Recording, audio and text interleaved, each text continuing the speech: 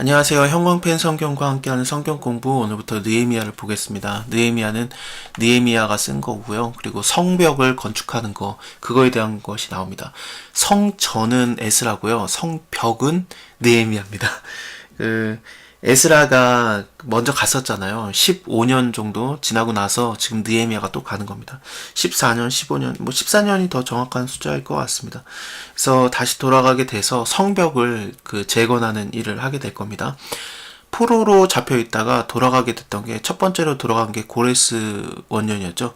고레스 왕 원년 때 스룹바벨과 대제사장 예수아가 주도적으로 데려가서 성전을 건축하기 위해서 돌아갔는데, 근데 막혔었어요. 그래서 그 지역에 있던 사람들이 막 고소도 하고 못하게 하니까 결국에는 못하다가 학계라든지 스가랴 선지자가 와가지고 너네 하나님의 성전을 다시 재건해라, 그것을 듣고 이제 힘내서 다시 만들거든요. 그리고 나서 한 60년 정도 지난 다음에 2차로 에스라가 사람들을 데려갑니다. 그때는 많이 데려간 건 아니고 한 1700명 정도 데려갑니다. 처음 포로로 귀환했던 자들은 그때는 거의 4만 명이 넘는 일반인에다가 종들까지 합해가지고 5만 명 가까이가 갔는데, 2차 때 에스라가 데려갈 때는 한 1700명 정도 좀 넘습니다. 3차 때는 느헤미야가 데려가는데 얼마나 많이 데려갔는지는 안 나와요. 하지만 그 성벽을 건축하러 이제 갈 겁니다.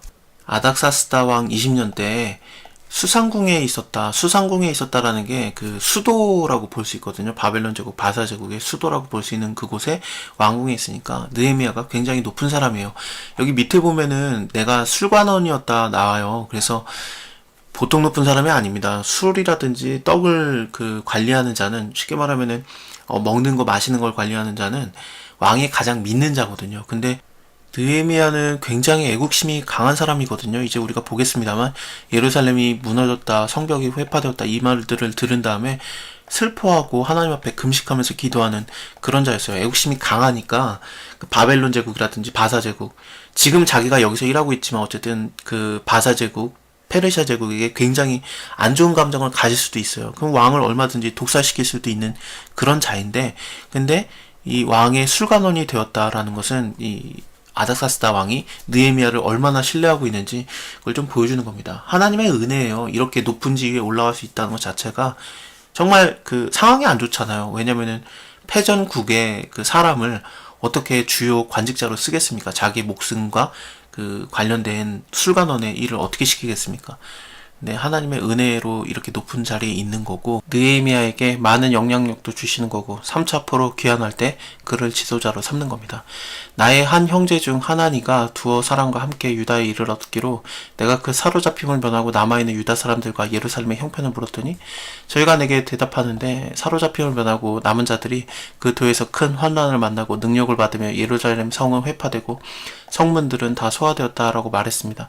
이 말을 듣고 앉아서 울어요. 수일 동안은 슬퍼하며 하늘의 하나님 앞에서 금식하며 기도합니다.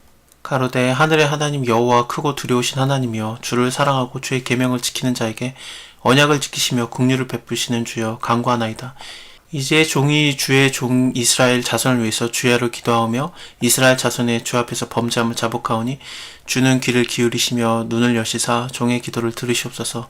나와 나의 아비의 집이 범죄하여 주를 향하여 심히 악을 행하였고 주의 종 모세에게 명하신 것들 그 계명과 율례들을 지키지 아니하였습니다. 이 사상은 예수님이 오시기 직전 상황에서도 마찬가지였습니다.